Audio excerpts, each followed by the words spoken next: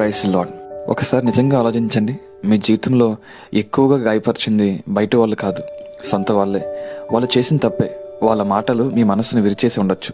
ఆ గాయం ఇంకా మానలేదేమో. కానీ ఒక మాట జాగ్రత్తగా వినండి.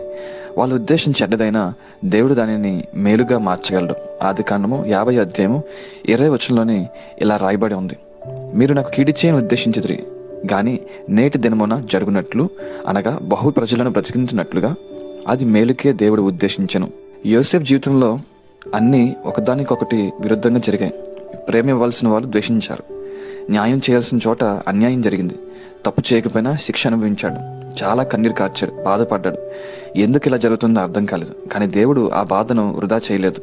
అదే బాధ తర్వాత అనేకులకు రక్షణగా మారింది. వారు చెడు ఉద్దేశంతో చేసిందని దేవుడు మంచి ఉద్దేశానికి మార్చాడు.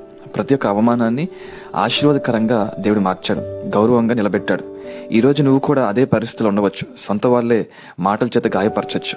కానీ కొంచెం ఓపిక, విశ్వాసంతో ఉండు. దేవుడు చూస్తున్నానని గుర్తుంచుకో. నీ గాయం ఒకరోజు నీ సాక్ష్యంగా మారుతుంది.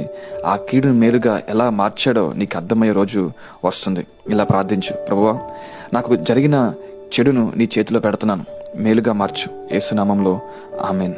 దేవుడు మిమ్మల్ని దీవించును గాక.